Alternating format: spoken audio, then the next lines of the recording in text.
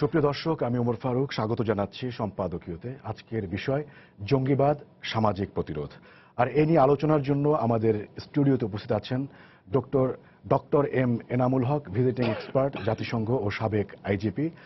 উপস্থিত আছেন অধ্যাপক Salimullah Khan, university of liberal arts Bangladesh, এবং নূর খান লিটন, নির্বাহী পরিচালক, আইন ও সালিশ কেন্দ্র। দর্শক, আপনারাও টেলিফোনে সরাসরি অংশ নিতে পারবেন। এজন্য আপনাদের টেলিভিশনের পর্দায় দেওয়া নম্বরে ফোন করতে হবে। এছাড়া আপনারা ফেসবুক অথবা SMS এর মাধ্যমেও আপনাদের মন্তব্য পাঠাতে পারেন। তো আমরা আজকে আলোচনা শুরুর আগে আজকের যে প্রধান শিরোনামগুলো আছে সেগুলো দেখে আসি। সিলেটের আতিয়া মহলে অভিযান শেষ হতে আরও সময় লাগবে, ব্রিফিংয়ে সেনাবাহিনী। এ পর্যন্ত 4 জঙ্গির লাশ মিলেছে।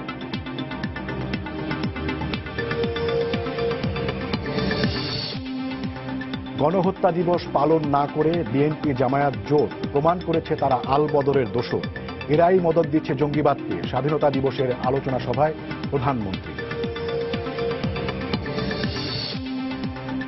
25,000 মামলার চাপে দিশেহারা বিএনপি, সামলাতেই ব্যস্ত নেতারা।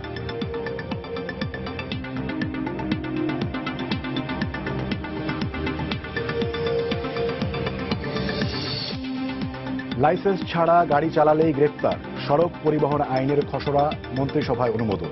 বাসের সংরক্ষিত আসনে অন্য কেউ বসলে জেল, জরিমানা। এবং রাত 12টার মধ্যেই কুমিল্লার নির্বাচনী এলাকা ছাড়তে হবে কেন্দ্রীয় নেতাদের। প্রচার প্রচারণা শেষ হচ্ছে কাল, বৃহস্পতিবার ভোট।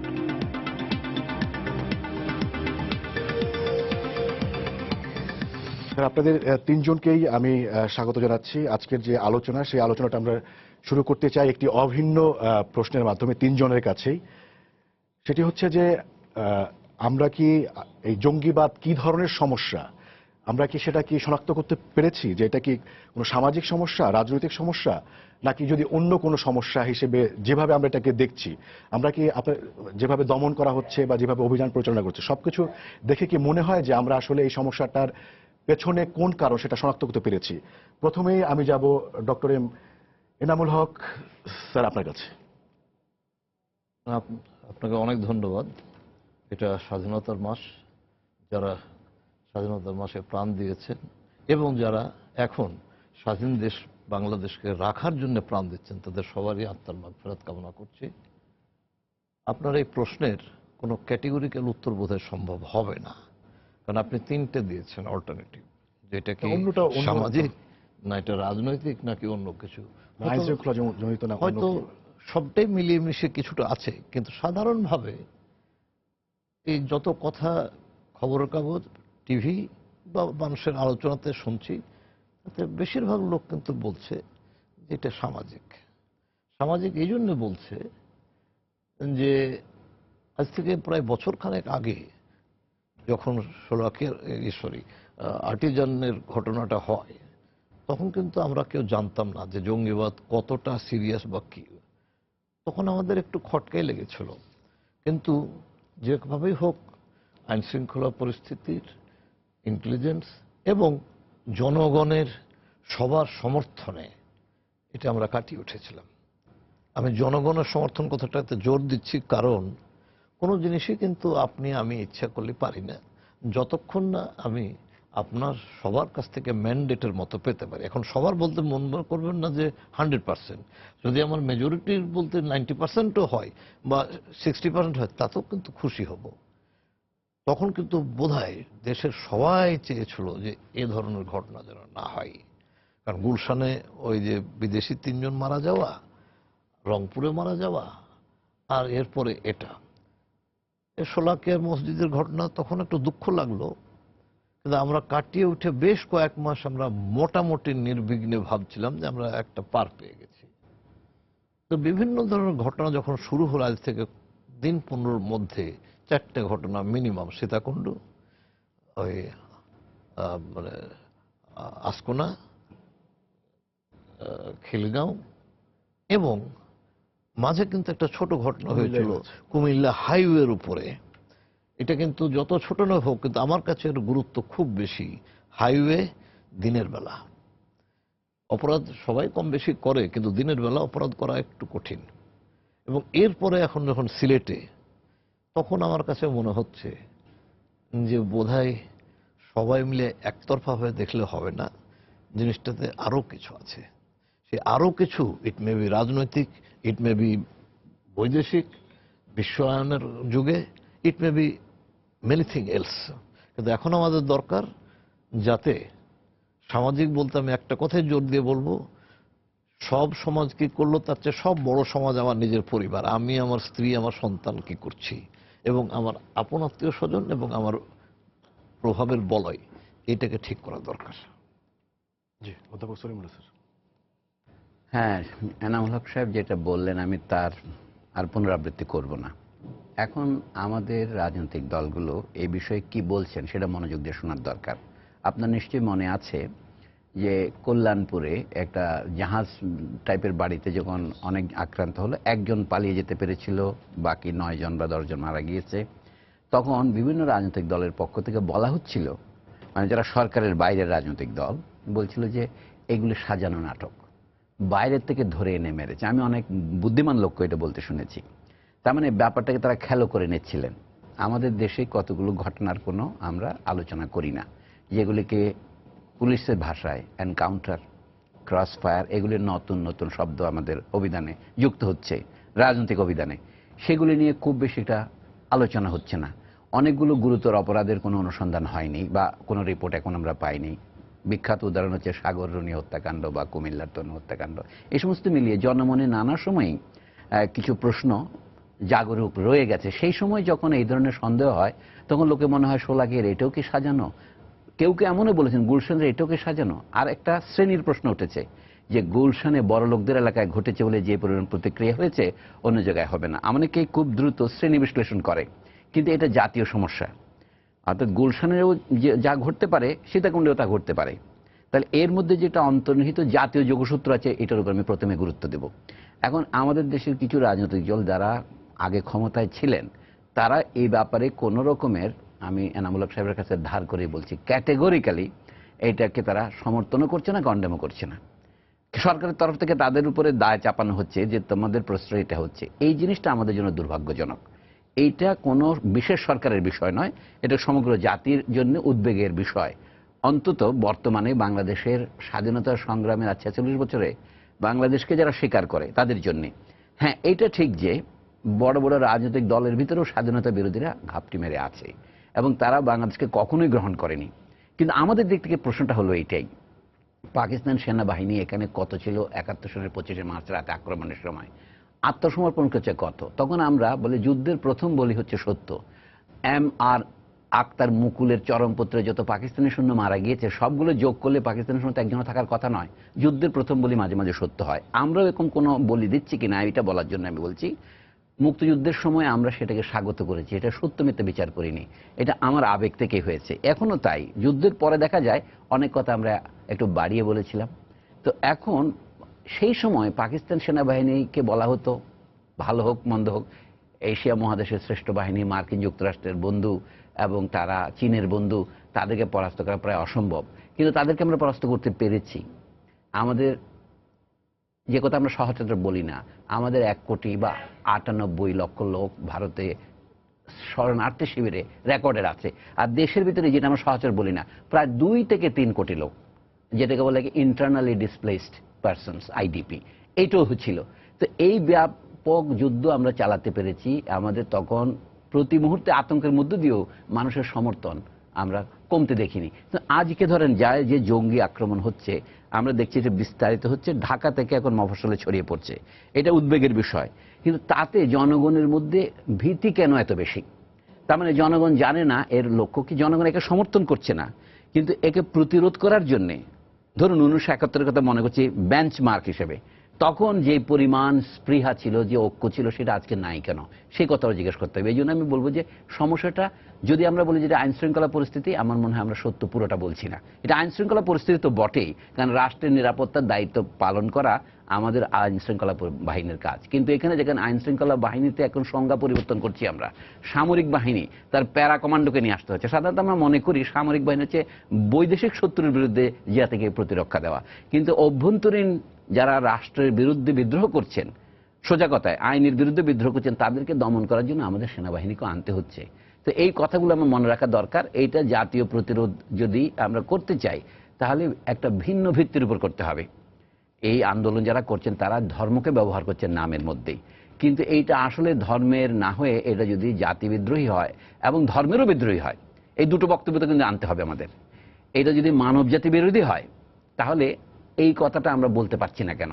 সেইটার জন্য প্রয়োজনীয় রাজনৈতিক চেতনাটা কোথায়, সেইটা কোথায় আমাদের বিভেদটা তৈরি হয়েছে? আমি মনে করি এই প্রশ্নগুলো আমাদের দেওয়া উচিত। আমি শুধু এই কথা বলে সমাপ্ত করতে চাই, এইটাকে শুধু আইন শৃঙ্খলা পরিস্থিতি যদি মনে করি, তাহলে মনে করি বিশেষ বিশেষ কিছু যুবক, যাদের কারো বয়স 17 বলছি বা 32 বলছি, যেমন বিমানবন্দরের কাছে যার বোমা বিস্ফোরণে যার মৃত্যু হয়েছে, প্রথমে ঢাকার মেট্রোপলিটন পুলিশ কমিশনার বললেন বয়স 30 থেকে 32 হবে, কিন্তু পরে বলা হচ্ছে তার বয়স 17 কি 18।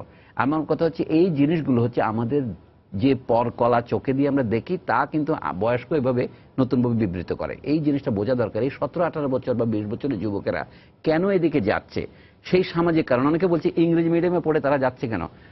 দেন আমরা ধরে নিচ্ছিলাম ইংরেজি মিডিয়াম পড়লে যাওয়ার কথা নয়, কিন্তু যদি ইংরেজি মিডিয়াম না হয় শুধু আরবি মিডিয়ামের হতো সবাই, তখন বলছে শুধু মাদ্রাসার ছেলেরা যাচ্ছে। এই যে আমাদের কিছুটা এখানে মনের মধ্যেই আমাদের একটা জমি রয়েছে যেটা আবাদ করা হয়নি।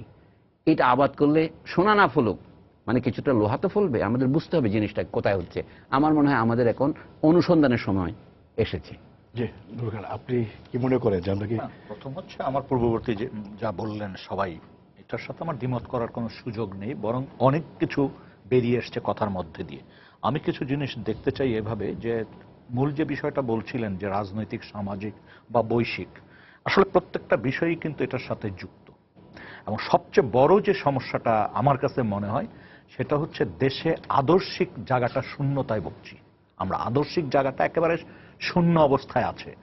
বেশ রাজনীতিতে বলেন, সমাজে বলেন, পরিবারে বলেন, আদর্শিক চর্চাটা কিন্তু নেই। আর সেই সুযোগে এখন যদি, মানে আমার একটা প্রশ্ন, যে একটা যুবক যদি দেখে যে একটা ধনী মানুষ 20টা গাড়ি নিয়ে টর্চ লাইট, মন্ত্রীদের মতো লাল টর্চ লাইট জ্বালিয়ে যাচ্ছে, এবং সেই যুবকটি দেখতেছে যে তার মতোই আরেকজন যুবক ওখান থেকে নামছে, এই যে গাড়ির বহর দিয়ে তাদের আবার ব্যক্তিগত সিকিউরিটি ফোর্স আছে, তাদের সহ নামতেছে, তার ভিতরে আকাঙ্ক্ষাটা জন্ম হয়, সে হয় ওরকম হতে চায়, না হলে এটাকে প্রতিরোধ করতে চায়। এই যে একটা ব্যাপার দাঁড়িয়ে গেছে, সে এইখানে আবার আদর্শিক জায়গার শূন্যতা রয়েছে। যদি আদর্শিক শূন্যতা না থাকতো, তাহলে সামাজিক একটা আন্দোলনের জন্য সে যুক্ত হতো, কিন্তু এখন সেই জায়গাটা নেই। বরং বৈশ্বিক যে ব্যাপারটা রয়েছে, সেখানে হচ্ছে ধর্মীয় উন্মাদনা, ধর্মীয় জঙ্গি গোষ্ঠীর একটা আদর্শিক প্রচারণা, সে কিন্তু ওখানে আকৃষ্ট হচ্ছে। দেখেন, আমরা মাঝে মাঝে বলি, কেউ আমরা শুরু করতে চাই হলি আর্টিজানের ঘটনা দিয়ে, কেউ 21শে আগস্টের গ্রেনেড হামলা দিয়ে। আসলে দেখেন, 88-এই প্রথম ছোবলটা মারল হচ্ছে পাকুন্দিয়া, কিশোরগঞ্জে।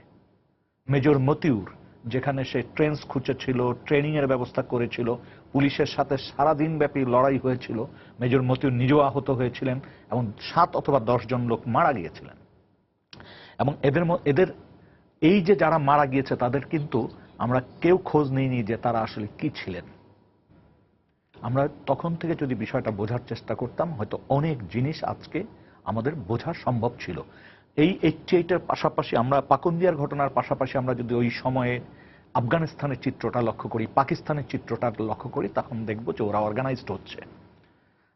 মানে আল কায়দার নামে কেবলমাত্র কাজ শুরু হয়েছে 86-এ, তারপর পর কিন্তু আমাদের দেশেও ওরা কাজ শুরু করেছে, এবং আমাদের এখান থেকে উন্মুক্তভাবে মুজাহিদ সংগ্রহ করেছে, ব্যানার টাঙ্গিয়ে, এবং আমাদের এখান থেকে অনেকে যুদ্ধে গিয়েছেন, এবং সেখানে বিভিন্ন দেশের মানুষের সাথে তাদের মতামতের এক্সচেঞ্জ হয়েছে, আদর্শ ধারণ করেছে, এবং তারা একই কমান্ডে লড়াই করেছে, এবং তাদের অনেকে ফিরে আসতে পেরেছে, অনেকে ফিরে আসতে পারেনি। এই যে একটা মানে সময় আমাদের পার হয়েছে, সেই সময়ের পরে আমরা আজকে যে জিনিসটা দেখি, আমরা দুর্ভাগ্যজনক 21শে আগস্টের গ্রেনেডের পরে আমরা বলতে শুনেছি যে ভ্যানিটি ব্যাগে গ্রেনেড নেওয়া হয়েছিল। এই যে একটা অবস্থা, রাজনৈতিক কোথায় গেছে? আজকে আমরা যে জিনিসটা শুনতেছি কথায় কথায়, যেখানে সলিমুল্লাহ ভাইও বললেন একটু আগে, যেখানে আমাদের একটা মানে সবচেয়ে বড় যে জায়গাটা দরকার, জাতীয় একটা জায়গা, যে জায়গা থেকে এটা সম্মিলিতভাবে প্রতিরোধ করা, সেই জায়গাটাই কিন্তু আমরা যাচ্ছি না। বরং এখনো দোষারোপের যে রাজনীতির চর্চা আমরা করছি, সেটা কিন্তু মুখ্যত প্রধানত জঙ্গিদেরকেই আরো সুযোগ তৈরি করার ব্যবস্থা করে দেবে। আজকে দেখেন সিলেটের যে ঘটনা, বা আমরা যদি এই আশকোনার র্যাবের অস্থায়ী ক্যাম্পের ঘটনা বলি, বা ওই দিন ওই এয়ারপোর্টের সামনে যে ঘটনাটা ঘটেছে সেটা যদি আমরা লক্ষ্য করি, তাহলে একটা মানুষ হঠাৎ করে এমন কি ঘটনা ঘটলো যে তাকে জীবন দিতে হবে, একটা পরিবার সহ জীবন দিতে হবে কেন? তার মানে ঘটনা অনেক গভীরে। এই বিষয়টা কি তুড়ি মেরে বলার সুযোগ কিন্তু আমাদের নাই। যেমন আমরা এক সময় বলতাম যে টাকার বিনিময়ে সব হয়, টাকাটা কি প্রধানত হয়? এই জিনিসটাও আমরা খেয়াল করি না। তাহলে লিটন ভাই, আমরা আপনার কাছে আসলে একটা প্রশ্ন নিয়ে আসি যে আসলে এই বিষয়টা আমরা আসব। দর্শক আপনার পরিচয় দিয়ে প্রশ্ন করুন। জি, আসসালামু আলাইকুম। জি, ওয়ালাইকুম আসসালাম। জি, আমার নাম পায়েল, আমি মিরপুর থেকে বলছি। আমার প্রশ্নটা হলো যে এই যে জঙ্গিরা যে বিভিন্ন জায়গায় বাসা ভাড়া করে, বাড়ি ভাড়া করে তারা বোমা বানাচ্ছে, বোমা বিভিন্ন জায়গায় সহিংসতা করতেছে, তাদের তো অবশ্যই একটা অর্থের যোগান, মানে অর্থের প্রয়োজন হয়। এই অর্থের যোগানটা আসলে কারা দিচ্ছে? এদেরকে আগে খুঁজে বের করতেছে না কেন? এটা কিন্তু ইম্পর্টেন্ট একটা জিনিস, কারণ এদেরকে আগে ধরলে মনে হয় এই জিনিসটা তারা করতে পারবে না। আর যারা করছে এরা আমার মনে হয় না যারা খুব রিচ ফ্যামিলি, মানে এদেরকে টাকা দিয়ে হেল্প করতেছে, করে তাদের করাচ্ছে। আমার মতে এদেরকে আগে খুঁজে বের করতে হবে যারা অর্থের যোগান দিচ্ছে। জি, আপনাকে ধন্যবাদ লিটন ভাই। আমরা কি সেই জায়গাটিতে হাত দিতে পারছি? হ্যাঁ, প্রথম হচ্ছে দেখেন এই যে এইবারের যে ঘটনাগুলো ঘটছে, সেখানে যদি আমরা লক্ষ্য করি জেএমবির উত্থান পর্ব থেকে এ পর্যন্ত, তাহলে আমরা দেখব যে অর্থের যোগান কিন্তু খুব বেশি এদের প্রয়োজন হয়নি। সাম্প্রতিককালে কাউন্টার টেররিজম ইউনিট গুলশানের হলি আর্টিজানের ঘটনার ব্যাপারে একটা হিসাব কিন্তু তারা দিয়েছে যে জঙ্গিরা এই ঘটনায় এই পরিমাণ টাকা ব্যয় করেছে, এবং যার বড় অংশ ছিল অস্ত্র কেনা এবং বাসা ভাড়া নেওয়ার। এটির মানে শুনলে খুব অবাক লাগবে যে আমরা প্রথম ভেবেছিলাম যে অনেক কোটি টাকা, কিন্তু আসলে কয়েক লক্ষ টাকা মাত্র, অস্ত্র, বিস্ফোরক এবং বাসা ভাড়া, থাকা খাওয়া মিলে। তো আসল যে জায়গাটা আমাদের ধরতে হবে সেটা হচ্ছে, হ্যাঁ অর্থের কিছু যোগান থাকতেই পারে, সেটা যেমন চিহ্নিত করা।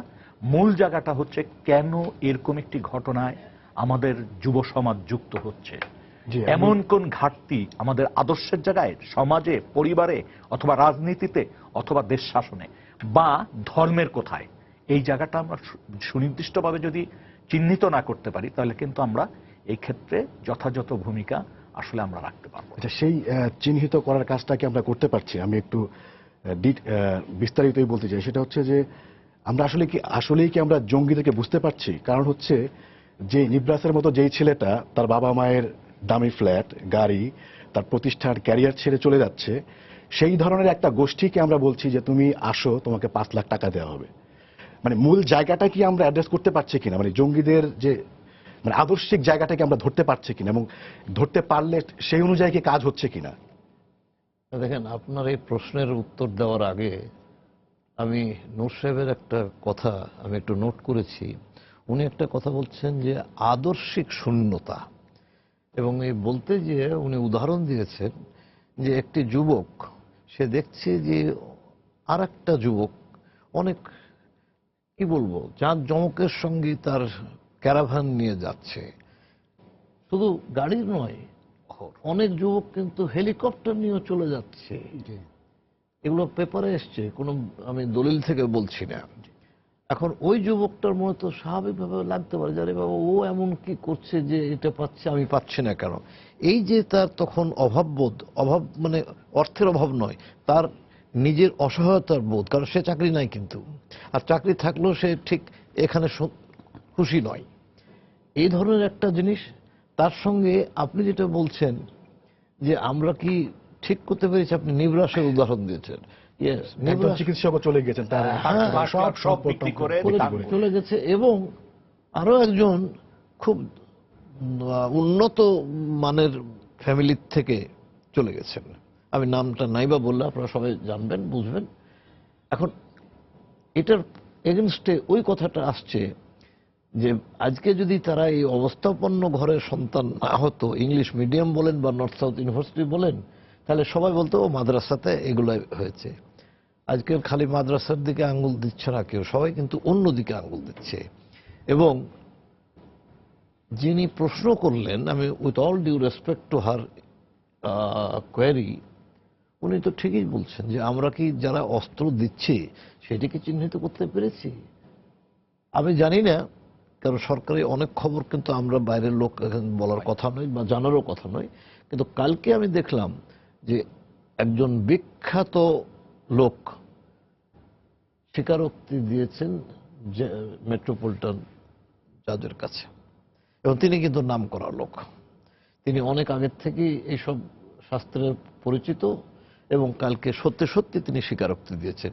তো ওই স্বীকারোক্তিতে কিছু আছে কিনা, যে অস্ত্রটা কোথা থেকে পেলেন, এবং অস্ত্র কিনতে যে পয়সা কড়ি লাগবে সেটার রসদ কোথা থেকে পেলেন, এবং এটা কি আমাদের এখানকারই লোকের নাকি কিছু বাইরেরও সহায়তা আছে, এগুলো কিন্তু অনুশীলন করার দরকার আছে। বিশ্লেষণ শুধু নয়, এটা দেখার পরে সত্যি সত্যি সব ডায়াগনোসিস কিন্তু আমাদের কারেক্ট হবে না, কিন্তু 10টার ভিতরে যদি আমাদের দুটোও ঠিক হয় সেটি আমাদের সার্থকতা।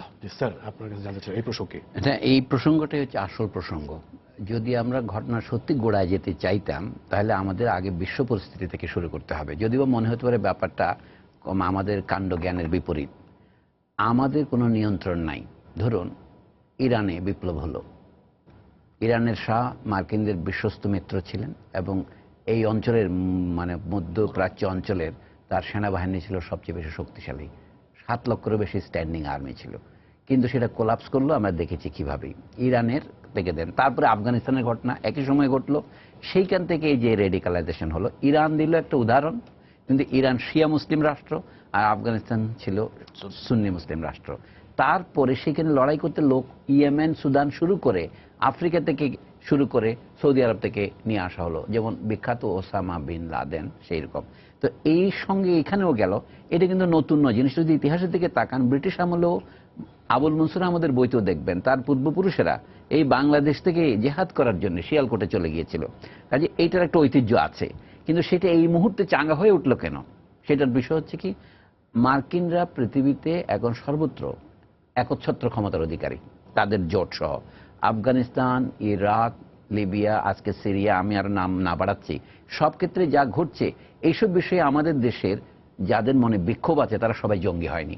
এখানে আদর্শিক শূন্যতার প্রশ্ন আছে। আদর্শিক শূন্যতা যদি না থাকতো তাহলে আমরা যে ঘটনা করছে, ইংরেজিতে বলে কল এ স্পেড এ স্পেড, কোদালকে কোদাল বলুন। সাম্রাজ্যবাদকে সাম্রাজ্যবাদ বলতে পারছি না কেন আমরা বলি আন্তর্জাতিক সম্প্রদায়, কথা করুন এই ক্ষেত্রে। এবং তারা কিন্তু জাতিসংঘের কথা ধরুন অ্যামনেস্টি ইন্টারন্যাশনাল অথবা হিউম্যান রাইটস ওয়াচ, এগুলির টাকা কারা দেয়? আগে সেখান থেকে আসেন। আমি লম্বা করার জন্য, অ্যামনেস্টি ইন্টারন্যাশনাল চালু হয়েছে 1960 থেকে। কেন স্টার্ট হলো? সারা পৃথিবীতে যখন পুরনো উপনিবেশগুলো স্বাধীন হতে শুরু করলো, বিশেষ করে আফ্রিকায় ঘানা স্বাধীন হলো 57 সনে, পাকিস্তান হলো 47 সনে, ভারত হলো 47 সনে, বার্মা, শ্রীলঙ্কা 48 সনে। লক্ষ্য করুন, তার 10-15 বছরের মধ্যে অ্যামনেস্টি ইন্টারন্যাশনাল তৈরি হয়েছে। কিন্তু আফ্রিকাতে, কঙ্গোতে যে কাজ বেলজিয়াম বা ফরাসিরা করেছে সেটা তো তখন অ্যামনেস্টি ইন্টারন্যাশনাল ছিল না। এখন যা হোক, এখন অ্যামনেস্টি হলো। আর 1969 সনে যখন ইরানের বিপ্লব হচ্ছে, যখন আফগানিস্তান বিপ্লব হচ্ছে, তখন হেলসিঙ্কি ওয়াচ বলে এক সংগঠন হলো। ফোর্ড ফাউন্ডেশন তাকে প্রথমে সিড মানি যেটা বলে, আমাদের সিপিডিকে যেমন এনজিওরা দিয়েছিল 50 লাখ, ওখানে দিল $500 মিলিয়ন। এটা অত অল্প টাকা। এইভাবে তারা শুরু করলো। তারপর এটা হলো হিউম্যান রাইটস ওয়াচ। এইগুলি এখন যে রিপোর্ট দেয় সেটাই জাতিসংঘ 2006 সনে হিউম্যান রাইটস কাউন্সিল করেছে, সেইখানেই মানবাধিকার লঙ্ঘনের কথা হয়। আমি যে বিশ্ব পরিস্থিতি যদি দেখেন, কিন্তু মার্কিন যুক্তরাষ্ট্রের যে মানবাধিকার লঙ্ঘন তার নিজের মাটির বাইরে, গুয়ান্তানামো বেতে বা আবু গারাইব, এগুলি কেউ বলে না। আমি এই পরিস্থিতিটা যদি মানুষ নিছক ইট পাথর ঘাস না হয় তাহলে সেটা অবজার্ভ করবে। এইটার একটা প্রভাব পড়ে। এইটাকে বলে ইংরেজিতে বলা যায় আইডিওলজিক্যাল ফল আউট। এই ফল আউটের কথাই হয়তো উনি বলছেন। এইটা হচ্ছে বাইরের, কিন্তু বাংলাদেশের একটা আইডিওলজিক্যাল ফল আউট আছে। বাংলাদেশ দক্ষিণ এশিয়াতে স্বাধীন হয়েছে তৃতীয় দেশ হিসেবে। আগে তো পাকিস্তান ইন্ডিয়া হয়েছিল। এখনো আমরা দেখেন স্বাধীনতা দিবস আমরা উদযাপন করি 1971 থেকে, এবং সেটা আমরা বৈধভাবেই করি, ন্যায্যভাবেই করি। 25শে মার্চ গণহত্যা দিবস, 26শে মার্চ স্বাধীনতা দিবস, 16ই ডিসেম্বর বিজয় দিবস, 17ই মার্চ বঙ্গবন্ধুর জন্ম দিবস, এগুলো আমরা পালন করি। কিন্তু আমাদের জিজ্ঞেস করা উচিত, ব্রিটিশের হাত থেকে আমরা কখন স্বাধীন হলাম? সেটা আমরা উদযাপন করবো না কেন? আমরা কি ব্রিটিশের হাত থেকে স্বাধীন হইনি? না, সেটা আসল স্বাধীনতা ছিল না, কিন্তু ব্রিটিশদের তো এই দেশ থেকে তাড়ানো গিয়ে তাড়িয়ে পাঞ্জাবিদের ডেকে এনেছিলাম। তো সেটা কি হবে? এইটা হচ্ছে আইডিওলজিক্যাল শূন্যতা। এই ব্যাপারে একটা উত্তর থাকা উচিত ছিল আমাদের। স্কুল কলেজে জিজ্ঞেস করে, যেমন স্কুল কলেজের ছেলেমেয়েরা জিজ্ঞেস করছে, একটা পত্রিকায় দেখলাম যে আমাদের মা বাবারা আমাদের রবীন্দ্র নজরুল হতে বলে না কেন? এখন যখন বিপদে পড়ি তখন আমরা লোকে জাতীয় ঐক্য দরকার, সাংস্কৃতিক পুনর্জাগরণ দরকার, বেশি বেশি নাটক অভিনয় হওয়া দরকার। সেদিন অধ্যাপিকা সঞ্জিতা খাতুনটা চমৎকার কথা বলেছেন। বলে রবীন্দ্রনাথ বলেছিলেন, বলে আমি বলে হাত দিয়ে দ্বার খোলাবো না, গান দিয়ে দ্বার খোলাবো। আমি হাত দিয়ে খুলবো না। উনি বলেন গান দিয়ে যদি দ্বার খোলা যেত তাহলে তো এই জঙ্গি হামলা 2001 সনে আপনার হতো না, তাদের ওই যে ছায়ানটের সবাই। এই কথাটা থেকে শিক্ষা নেওয়ার আছে। শুধু গান দিয়ে দ্বার যদি খোলা না যায়, এই জঙ্গিও শুধু গান দিয়ে বন্ধ করা যাবে না। এর জন্য শটে ষাট্টম সমাচরের একটা সংস্কৃত কথা আছে, আপনার যা যেখানে যে ওষুধ দরকার, যেমন বুনুল তেমন ভাগা তেঁতুল দরকার। সেই তেঁতুলটা কি? আমি মনে করি আমাদের আইন শৃঙ্খলা বাহিনী যা করছেন সঠিকই করছেন, কারণ এটাকে প্রথমে দমন করতে হবে, কিন্তু এটাকে বলে শর্ট রান। আমাদের দরকার ইন দ্য লং রান। আপনি বলতে পারেন in the long run we are all dead, lord Keynes যেমন বলেছিলেন। কিন্তু মেকিয়াভেলির একটা চমৎকার কথা আছে যে কোন সরকারের যা চরিত্র সে অল্প মেয়াদে সেই ধরনের জনগণ লাভ করে। সরকার যদি স্বৈরতন্ত্রী হয়, সরকার যদি একচ্ছত্রী হয়, সরকার যদি রাজতান্ত্রিক হয়, জনগণও সেরকম হয়ে ওঠে। বলে ইন দ্য লং রান জনগণ যে চরিত্রে তারা সেরকম সরকার পায়। তো আমরা তো ইন দ্য লং রান দেশ স্বাধীন করেছি, এবং ইন দ্য লং রান দেশে হয়তো ভবিষ্যতে আমরা আরো নতুন সামাজিক বিপ্লব করব। কিন্তু ইন দ্য শর্ট রান আমরা পড়ে গেছি এর মধ্যে যে সরকার যেটা বলছে আমরা সেটাই বিশ্বাস করছি। সরকার বলছে কি এই এরা বিপদগামী। আমার মনে হয় একজন দুজন তিনজন বিপদগামী হতে পারে, কিন্তু একটা জনগোষ্ঠী বিপদগামী হতে পারে না। তো বিপদগামীর কারণটা কি? একসাথে এতগুলি লোক কেন বিপদগামী হয়? তখন সেটা একটা ছক হয়। এরা নিছক বিপদগামী নয়, এরা ছকওয়ালা বিপদগামী। ছকটা কি স্যার? হ্যাঁ, এইটাই ছকটাই হচ্ছে এদের মনে একটা প্রশ্ন আছে, তারা যে সমাধানটা চাচ্ছে সেটা কল্পিত এবং প্রতিক্রিয়াশীল, কিন্তু সমস্যাটা বাস্তব। কাজে বাস্তব সমস্যার কাল্পনিক সমাধানকে ইংরেজিতে বলে আইডিওলজি। আইডিওলজি কথার দুটো অর্থ আছে, একটা হচ্ছে বিনাইন মিনিং, ভালো মিনিং, মানে হচ্ছে সিস্টেম অফ আইডিয়াস, অনেকগুলো আইডিয়া। আর ম্যালাইন মিনিং হচ্ছে ফলস আইডিয়াস। আমি বলবো জঙ্গিদের যে আদর্শ, যে কৌশল, এটা ফলস। এটা জাতিকে পিছিয়ে দেওয়ার প্রোগ্রাম। এটা যেমন ধরেন খেলাফতের যে আন্দোলন হয়েছিল 1921 1924 পর্যন্ত, যে আন্দোলনের দানা বেঁধেছিল, গান্ধীজি থেকে সমর্থন করেছিলেন। পরবর্তীকালে মুস্তফা কামাল যখন তুরস্কে খেলাফত বিলুপ্ত করলেন তখন সেই আন্দোলন চুপসে গেল দেশে। ওই আন্দোলনের কোনো নৈতিক ভিত্তি ছিল না, কিন্তু আরেকটা ভিত্তি ছিল। আসলে তারা ব্রিটিশ বিরুদ্ধে স্বাধীনতা সংগ্রামী করছিলেন, ওইটা ছিল যুক্তিসঙ্গত কাজ, ব্রিটিশকে তাড়াতে হবে। কিন্তু খেলাফতের কথাটা ছিল একটা ফেনা মাত্র। আমি এই জন্য এখনো ওরা যে ফেনার জন্য করতেছে, কেউ এটাকে আইএস বলছে, কেউ এটা আল কায়দা বলছে, এগুলো সব ফেনা মাত্র। এগুলো হচ্ছে পৃথিবীতে যে ঘটনা ঘটছে তার বহিঃপ্রকার, ইংরেজিতে বলে এপিফেনোমেনন। এটা ফোনা। আসল ঘটনা হচ্ছে কি আমাদের সমাজেও আমাদের সেই ন্যায়ের কথা যিনি লিটন তুলেছেন, অথবা আমাদের এনামুল হক সাহেব যেটা সমর্থন করলেন, সেইটা আমরা কি করে তার দিকে মোকাবিলা করব। আমাদের দেশে তো কথা ছিল মানুষের মানুষের সমতা বৃদ্ধি পাবে, কিন্তু এখন তো অসমতা বৃদ্ধি পাচ্ছে। এটা আমরা বলছি না কেন? যেমন আমাদের দেশ কত বছরের মধ্যে মধ্যম আয়ের দেশ হবে সেটা আমরা খুব বুক ফুলিয়ে বলছি, কিন্তু আমরা একই সাথে চিত্র দিচ্ছি না কেন আমাদের দেশের আয়ের বৈষম্যটা কমছে না বাড়ছে। আমরা বলছি এত সনের মধ্যে দারিদ্র জাদুঘরে চলে যাবে, কিন্তু প্রকৃতপক্ষে দারিদ্র কাহাকে বলে এটা নিয়ে আলোচনা করতে দিচ্ছেন না কেন? মাসে 3000 টাকা আয় হলেই দারিদ্র দূর হয়, এই কথাটা যে আপনি বিশ্বাস করতে বলছেন, তো সেই জনগণকে তো আপনি শিক্ষিত করছেন না।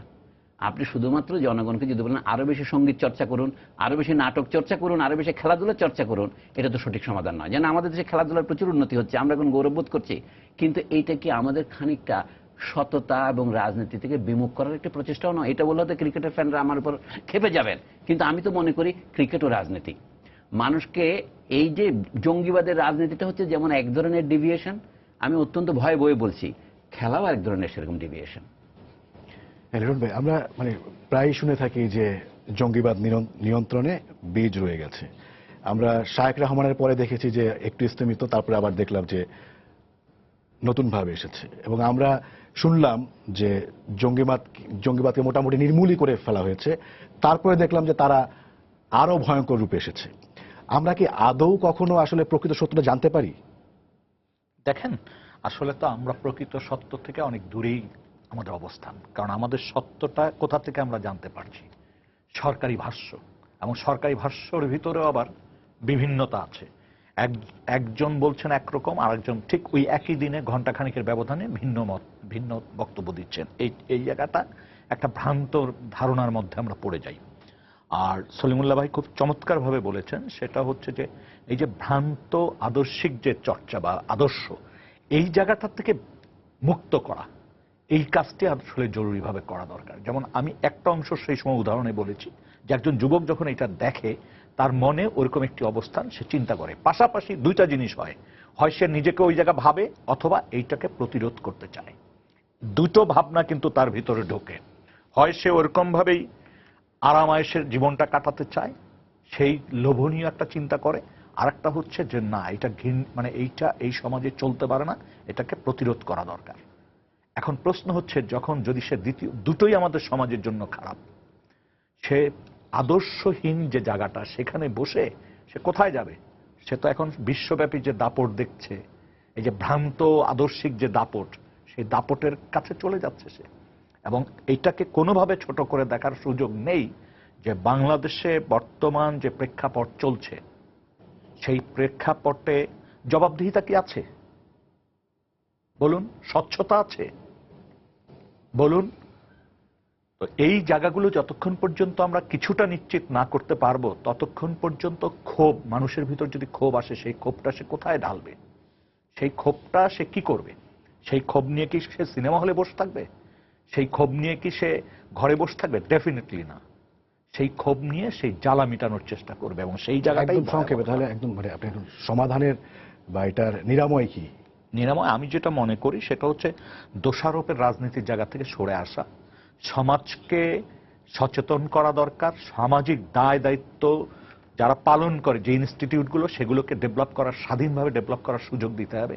আজকে যে সামাজিক শক্তি, সেই সামাজিক শক্তি কাদেরকে আমরা সামনে দেখতেছি? আদর্শিক কোনো ব্যাপার দেখছি না। আজকে যদি কলেজের কমিটি দেখেন, স্কুলের কমিটি দেখেন, এমনকি মসজিদ কমিটি যদি দেখেন, সেখানেও দেখবেন যে মাস্তানদের আধিক্যতা। ডক্টর এনামুল হক, মানে আমরা একদম শেষের দিকে, তারপরে আমি সলিমুল্লাহ স্যারের মাধ্যমে শেষ করব। আমি একটা জিনিস ওনাদের দুজনের কাছ থেকে অনেক কিছু শিখছি। যেমন সলিমুল্লাহ সাহেব একটা কথা বলেছেন যে আমরা এই মানে তালেবান থেকে শুরু করে উনি বিবর্তনগুলো দেখেছেন। এখন মুশকিল কি যে আমরা হয়তো একটু দেরিতে, কিন্তু আগে যেগুলো হয়েছে তার থেকে আমরা কিছু নিচ্ছি। আর উনি ব্লেম গেমের কথাও বলেছেন। আমার মনে হয় যে আমি ব্লেম গেম বা এগুলোতে ডিটেল না যেয়ে দুটো জিনিস আমি বলবো। অতীত যা হয়েছে, একটু ভবিষ্যতের দিকে তাকিয়ে সেই প্রথমে যেটা দিয়ে শুরু করেছিলাম, now it is time for to discuss, concentrate for consensus opinion. আমি কনসেন্ট্রেট করতে বলছি কোথায়? ব্লেম গেমে নয়, কনসেন্স করতে চাচ্ছি ফর কনসেনসাস ওপিনিয়ন, যে কি করলে এই জঙ্গিবাদ থামা যাবে। সবচেয়ে দুঃখ লাগছে কোথায় জানেন? আজকে টেলিভিশনের হেডলাইনে দেখলাম যে মাননীয় প্রধান বিচারপতি উদ্বেগ প্রকাশ করছেন এবং সমস্ত বিচারকের বাড়িতে এখন পাহারা দেওয়া। আপনি 24 ঘন্টা পাহারা দিয়েও কিছু করতে পারবেন না, যদি আপনার কপালে খারাপ থাকে তো হবেই। তার মানে আমি বলছি না ফ্যাটালিস্ট, কিন্তু ডেফিনেটলি আমাদের যতটুকু সম্ভব স্টেপ নিতে হবে। কিন্তু আমরা কোথায় গেছি যে আজকে প্রধান বিচারপতি এই কথা বলছেন? আজ যদি বিচারককে পাহারা দেন, কালকে অন্য শিক্ষককে পাহারা দিতে হবে, পরশুদিন অমুক সিভিল সার্ভিসকে পাহারা দিতে হবে, তারপরের দিন অন্যকে পাহারা দেবে। এই পাহারা দেওয়ার রাজনীতি চলবে না। আমাদের এখন নিজেকে একসঙ্গে মিলিয়ে একটু আপোষে যেতে হবে। স্যার মানে একদম স্পেসিফিক বলবেন না? মানে এটা এক মনীষী আজকে বলেছেন, পুলিশের শাসন দিয়ে জঙ্গিবাদ দমন করা যাবে না, আইনের শাসন লাগবে। কিন্তু প্রত্যেক মনীষীর থলের মধ্যে আরেকটা বিড়াল থাকে, ঠিক বিড়ালটা একটু পরে বের করে দিলেন। কি? সমাজতন্ত্রীরা এটা করতেছে, উনি বলতেছেন ওখানে। যুগান্তর পত্রিকায় ছাপা হয়েছে, এটা পড়ে দেখতে পারেন। কেন সমাজতন্ত্রের একদলীয় শাসন চায়, দেশে একদলীয় শাসন চলছে। অর্থাৎ এইভাবে কথাকে নিজের স্বার্থে বিকৃত করার যে প্রবণতা, এটা আগে বন্ধ করতে হবে। কিন্তু তার প্রথম কথাটা সত্য যে আইনের শাসন দরকার, কিন্তু আইনের শাসন যথেষ্ট নয়। কারণ আইনের শাসন দিয়েও ধনীকে ধনী এবং গরিবকে গরিব রাখা যায়। মনে হয় আমাদের দেশে সামাজিক যে বৈষম্য বৃদ্ধি পাচ্ছে, এটা কমাতে হবে, গ্রাম শহরের বৈষম্য কমাতে হবে। আমি একটা শেষ কথাই বলবো, আসলে যেটা দরকার সেটাকে ইংরেজিতে বলে পলিটিক্যাল এডুকেশন। পলিটিক্যাল এডুকেশন কি? মাঝে মাঝে জনসভা করা, বছরে 4টা করে, মাঝে মাঝে বিভাগীয় শহরে মিটিং করা, সেটাকে পলিটিক্যাল এডুকেশন বলে না। এমনকি র্যালি করা, 5 বছর পরে বিএনপি র্যালি দেখলাম আমরা, প্রধানমন্ত্রী মাগুরা বা লক্ষ্মীপুরে জনসভা করছেন, এইটা পলিটিক্যাল এডুকেশন নয়। পলিটিক্যাল এডুকেশন প্রত্যেকটা মানুষ বুঝে নেবে এই দেশ আমার সম্পত্তি, এবং এইখান থেকে বিন্দু মাত্র পান থেকে চুন খসলে আমারই ক্ষতি হচ্ছে, সে নিজের উদ্যোগেই প্রধান বিচারপতিকে রক্ষা করতে যাবে। প্রধান বিচারপতি যদি আমাকে রক্ষা করেন কোথায়, অন্যায়ের হাত থেকে, তাহলে আমি তাকে রক্ষা করার জন্য জান দেব। এইটা নিয়ম। হ্যাঁ, আমি বলতে বোঝাচ্ছি দেশের শতকরা 80 জন মানুষ যা করে সেটাই হচ্ছে নিয়ম। আমাদের নিয়ম শব্দের বিপরীত শব্দটা একটু খেয়াল করে দেখুন, জম। জমের বিপরীত হচ্ছে নিজম, উচ্চারণ দোষে আমরা নিয়ম বলি।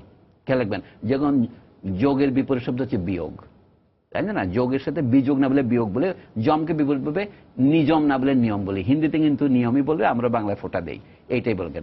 আমি মনে করি আমাদের এখন চলছে জমের শাসন, তার বিরুদ্ধে আমাদের করতে হবে নিয়মের শাসন। নিয়ম ছাড়া এই ব্রহ্মাণ্ড চলে না, সূর্য চলে না। সূর্য এবং পৃথিবীর সম্পর্ক যেভাবে চলে তাতে একটা বিভ্রম আছে আমাদের।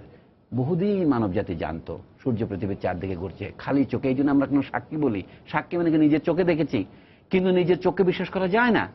অঙ্ক করে বৈজ্ঞানিকরা 500 বছর আগে বললো কি না, ব্যাপারটা এরকম না, উল্টা, পৃথিবী ঘুরছে সূর্যের চারদিকে। এইরকম ব্যাপক ক্ষেত্রে অনেক সময় যা আপাত দৃষ্টিতে সত্য বলে হয়, সকলেই যেটাকে সত্য বলে মনে করে সত্য নাও হতে পারে। আমি এরকম বহু উদাহরণ দিয়ে ঠেকে গেছি। আমরা যেমন অর্থশাস্ত্রের নোবেল প্রাইজ বলে একটা কথা বলি, অর্থনীতিতে কোনো নোবেল প্রাইজই নাই, কিন্তু আমরা সকলেই বিশ্বাস করি এক্স ওয়াই বা যারা অর্থশাস্ত্রের নোবেল পুরস্কার পেয়েছেন। এইরকম হাজার লোকে যখন পুনরাবৃত্তি করে একটি মিথ্যাকেও সত্য বলে মনে হয়। কাজে আমার মনে হয় আমাদের সত্যকে অনুসন্ধান করতে হবে, এবং অন্তত তার পক্ষে একটাই প্রমাণ, আমাদের অনুসন্ধান করেছিলাম বলেই আমরা সাম্য, মানবিক মর্যাদা এবং সামাজিক সুবিচারের জন্য লড়াই করেছিলাম। বাংলাদেশের মুক্তিযুদ্ধের যে ঘোষণাপত্র, সেটা অসাধারণ একটা ভালো দলিল। এই জন্য যে পাকিস্তান বাহিনী আমাদের সাথে বেইমানি করে 5-7 দফা বেইমানি করে নির্বাচন দিল, আমরা জিতলাম, ক্ষমতায় বসতে দিল না, তারপরে শেষ পর্যন্ত আক্রমণ করে বসলো। এই জন্য আমরা একটা রাষ্ট্র করেছি, এগুলো কথা শেষ করিনি। আমরা আরো করেছি নতুন যে প্রজাতন্ত্র হবে, সেটা হবে এই। কিন্তু ল্যাটিন আমেরিকা থেকে আমাদের শেখার বেশি আছে, আফ্রিকা থেকে আমাদের শেখার বেশি আছে, যেটা আমরা করছি না। সেটা কি? 200 বছর ধরে ল্যাটিন আমেরিকার দেশগুলো স্পেন এবং পর্তুগালের শাসন থেকে মুক্ত হয়ে মার্কিন যুক্তরাষ্ট্রের নয়া উপনিবেশ হিসেবে ছিল। এখনো পুর্তরিকো মার্কিন যুক্তরাষ্ট্রের উপনিবেশ হিসেবে আছে, ক্যারিবিয়ানে, কিউবার পাশে।